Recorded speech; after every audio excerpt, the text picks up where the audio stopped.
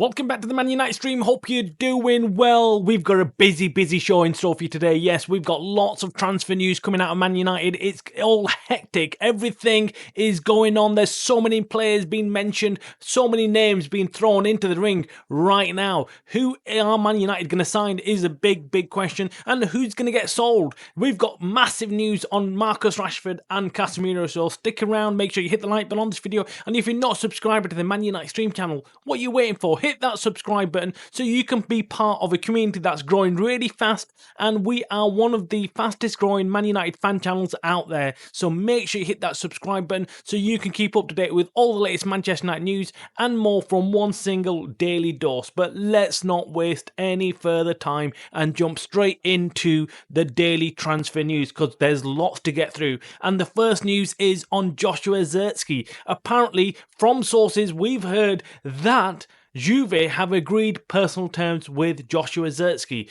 We heard from Ruben Amorim just the other day that he's happy to keep him. He wants to keep Joshua Zirkzee at the club. But we're hearing from sources in Italy that Juventus have agreed personal terms with Zirkzee. Is this good news? Is this bad news? I'm not quite sure. Look, I think the guy maybe should have been given a bit more time. Is he good?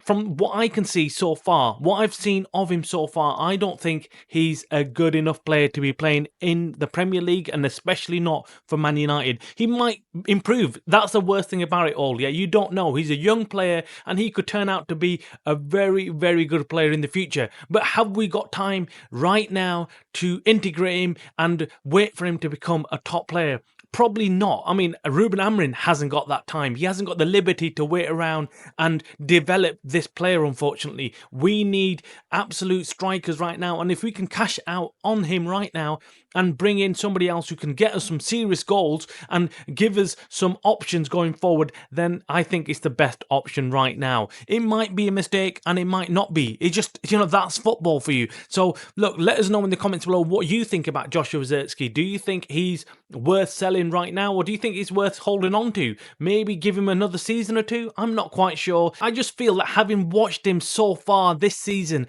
I'm not convinced. I really am not convinced. His first touch isn't that good. His decision making isn't brilliant either.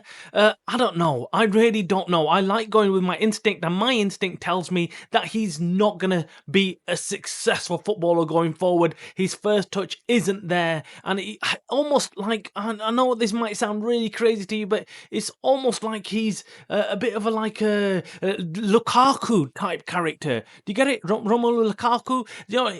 He's good in spurts, but he hasn't got that technical ability. But I might be wrong. Let me know in the comments below what you think of him. Now, moving away from Joshua Zirkzee, because look, this could take a few weeks for this deal to go through. It might happen, it might not. We'll have to just wait and see. But the big news in terms of United signing somebody is Kolo Muani, the PSG striker. Yes, he could be sold by PSG, having bought him just recently. Again, he's a bit like Zirkzee. He's had a really terrible start for PSG, hasn't really hit the heights that PSG were hoping for, and they're looking to sell him. And United are sniffing around. So United have made the inquiries. We're hearing from sources close to United that they are interested in looking at a deal for Kolo Muani. Could he come to the Premier League? Could he be a player that we could actually make a success of? I'm not quite sure. Again, we would prefer someone like Zirkzee or even Osimhen, players, strikers who are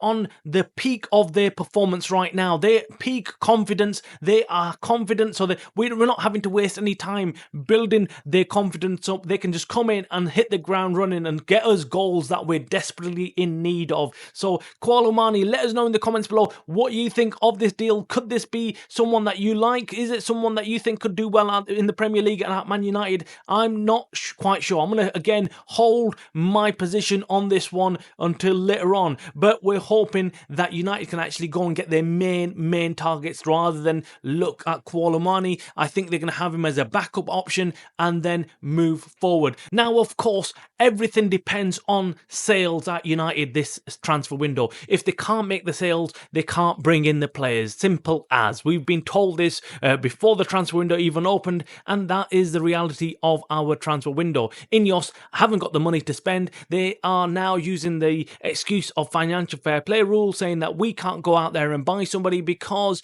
we will get smacked down with a fine by the league. So what they're saying is that we have to sell somebody to bring in somebody. And the biggest name on the list, of course, is that of Marcus Rashford. And the reason why we've said it many times is because they're going to make clear profit on him. There's nothing, no outlay, no debt to pay for Marcus Rashford. He's an academy player, came through the ranks, and if they sell him, it's going to be 100% profit, and they can then take that money and go and spend it on somebody else. And that's the most plausible option right now. So they're desperate to sell Man United are desperate to sell Marcus Rashford. Who is willing to pay him that salary? I don't think there's many clubs out there that will be, and that's why Man United might have to subsidise some of his salary. Not a good option. I think most clubs will probably pay him about 100k, and United might have to then foot the bill for 200k plus. I mean, that is ridiculous, isn't it? But that is the state of affairs right now when it comes to Man United and their contracts that they've given to these players. Another player that could be on his way out, of course, is Casemiro as well. We've discussed him at length as well, and that all depends, of course, on the boss in the Saudi League. The boss in Saudi League, Cristiano Ronaldo. If he wants him to come to the league, he can pull the strings, and that's what we're hearing. We're hearing that Cristiano Ronaldo prefers a move for Casemiro than Rashford, and wants Casemiro to join the league. And if he makes a few phone calls, I'm sure Casemiro will be on the next plane to Saudi Arabia. That's how it works. That's how much influence Cristiano Ronaldo does have in the Saudi League. I'm hoping that we can sell one of these two players and make some money. I mean, Casemiro, I don't think we're going to be making lots of money. I think even if we break even, we're lucky. But Rashford is the key player to sell, and right now he's not offering us any options. I can't see him coming back into this team, and I feel that this is the best time to sell him if we can. Will there be a club out there willing to make that bid for him though? That's what we're all waiting for. We need a big boy club to come in there and make a huge offer for Marcus Rashford to take him off our books. Will it be PSG? Maybe we could even do a swap deal with PSG where we get Kolo Muani and they pay us some money on top and they take Marcus Rashford. I'd take that. I'd consider that. I definitely would consider that, even though Kolo Muani is not on top of my list of strikers. I want someone like Gyökeres to come to the club, or if not Gyökeres, as maybe a stopgap, maybe Osimhen. And you might think, what the hell is he talking about? Osimhen is a class striker. I do believe he's a class striker. I think he's very good, but I still feel that Osimhen has some baggage that he's bringing to the club, and I really don't want that. I want a clean-cut player to come in and have no baggage, no emotional baggage, just come and play football. That's what I want. And we already are struggling to cope with the likes of Marcus Rashford and stuff, so why would we want more? That is the news in terms of Marcus Rashford, Casemiro, Joshua Zirkzee, and another player that we're possibly